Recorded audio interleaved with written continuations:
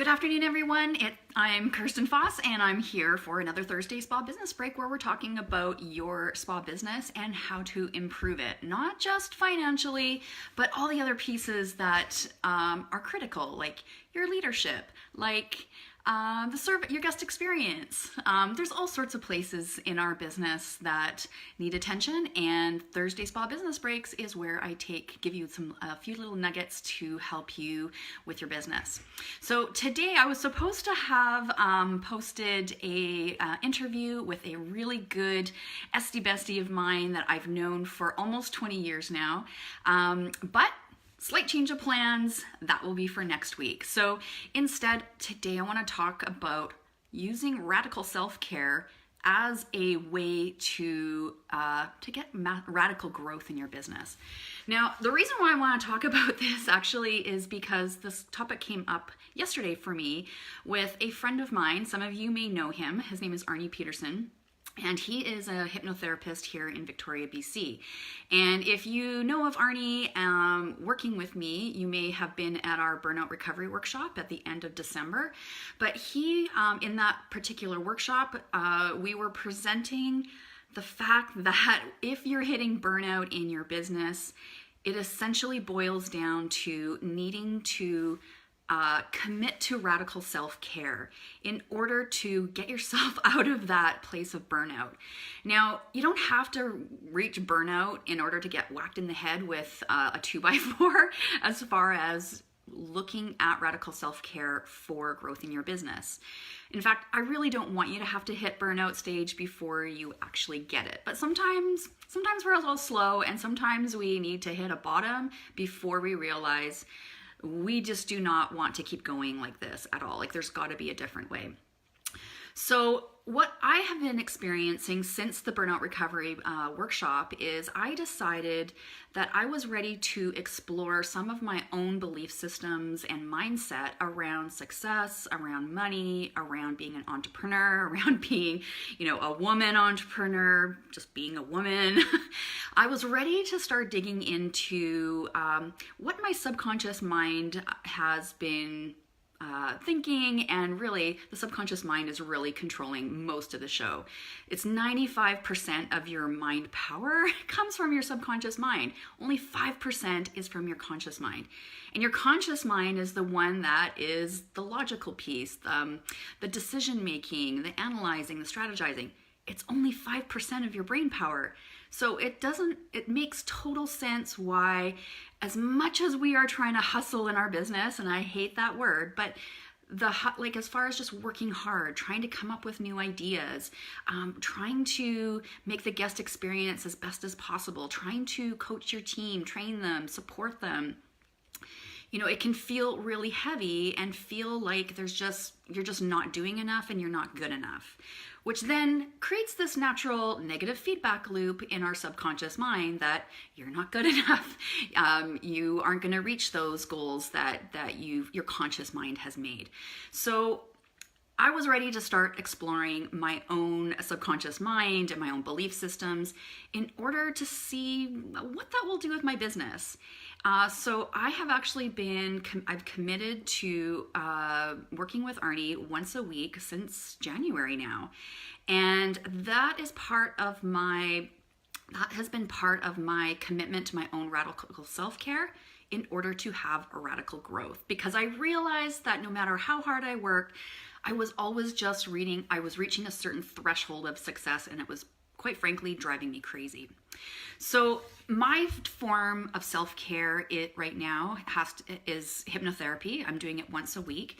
And if you don't know anything about hypnotherapy, it's very different than if you're thinking, if you have any experience with stage hypnotism, very, very different. Hypnotherapy very much feels like guided meditation. And for those of you that have done yoga or have done guided meditations on your own, you know how relaxing that is. So it's this really cool these really cool sessions where we are working together, Arnie and I working together, to start peeling back the layers of my own mind and where those beliefs are coming from and how they're affecting not only my career, but my personal life too, and how I feel about myself. So once a week, we have been meeting in person. The past couple of weeks, we've been testing out doing hypnotherapy sessions over Zoom, and it's been fantastic. I don't have to drive into town for it, and I can just get back to work, and I feel super alert, very clear, and ready to get back to work. So I've been doing hypnotherapy once a week. I've been cleaning up my diet, not dieting, but just cleaning up, trying to not eat so many carbs. Quick sugars. I love my quick sugars. I love my coffee. So I've been trying to I'm not trying to, I hate always, I hate dieting. I dieted for years and years and years. And about 5-6 years ago, I was like, I'm not dieting anymore. And to be honest, I ended up losing weight. So it's not a diet. I just wanted to commit to a more healthy eating habits for myself, for my own self-care. Now, I'm sure you've read books and articles about high achievers. As far as work, as far as physical fitness, athletes. And one thing is common with all of them. They've recognized that the act of self-care, taking care of themselves, is a priority in order for them to work at their highest level. This seems like a no-brainer, but what most of us do in our business is we literally try to work ourselves to the bone in order to achieve success. I remember reading Arianna Huffington. She had her book out about sleep. And I remember she was telling a story about she was at a party and she met up with the husband of a husband and wife couple that she knew. And she asked, where's your wife? And he said she doesn't go out on weekends. And it's because she gives so much to her career during the week that she knows for a fact that she cannot go out on the weekends. That is her time for herself. It's her time to catch up on sleep. And that is how she works at her highest level. So I'd like to propose this question to you. Is your own routine of self-care, is it serving you to work at your highest level? Because you may be in this bit of a negative feedback loop where you're thinking that I just need to work more hours. And by working more hours, we're not paying attention to the food we're eating. We're probably also not making sure we're hydrated and eating and drinking enough water. We're most likely not sleeping well enough if this is all happening. I used to, I'm always waking up at 3 o'clock in the morning. If I'm not taking care of myself, I'm always up and having a difficult time going to sleep because then I've got monkey mind going. And the cool thing about monkey mind in my hypnotherapy is that Arnie and I kind of work together, and really I started to make friends with my monkey mind, and we came up with these great little things to do in the middle of the night. I actually decided to have a visual for my monkey mind. There were 3 little monkeys.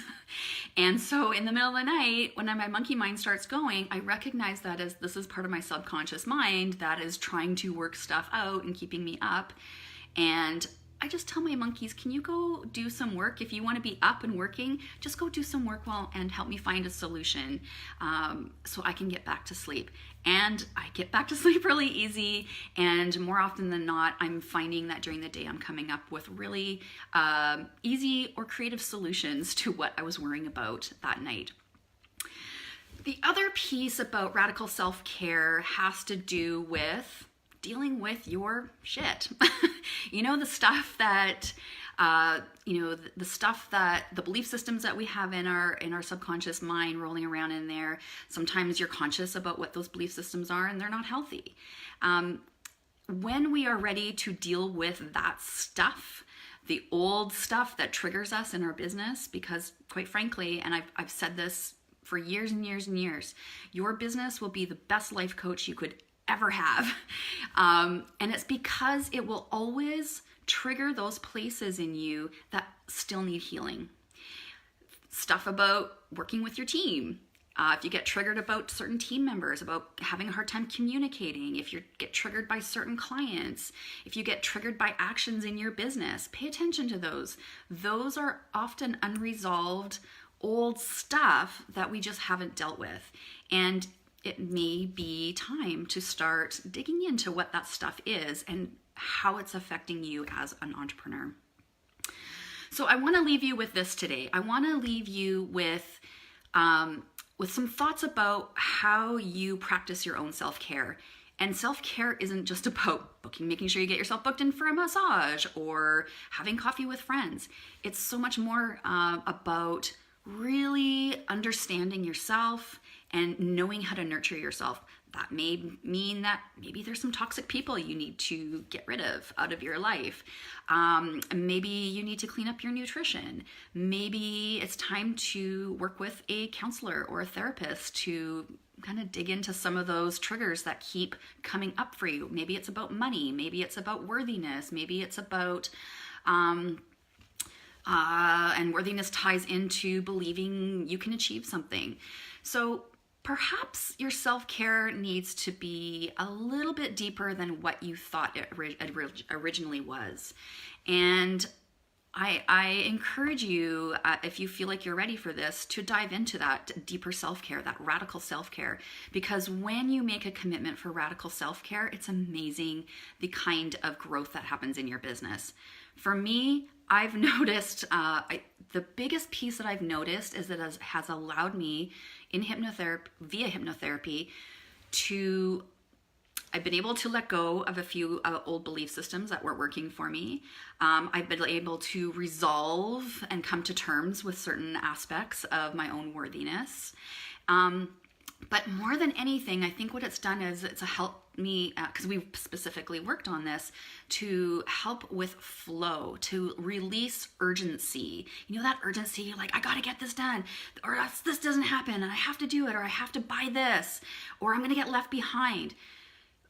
I did some work around urgency to allow just more ease and flow into my workday and into my thinking. And quite frankly, I think that has been one of the biggest pieces that where I've seen the most growth happen in my business as far as client growth and financial growth. I'm actually quite amazed. I'm amazed, but I knew this was all tied in. But it's really cool to be able to see this happening in my own life for myself. So if you have some belief systems that you think of them been like rattling around in your brain that you suspect has been holding you back, I'm curious, do you have any idea of what that might be?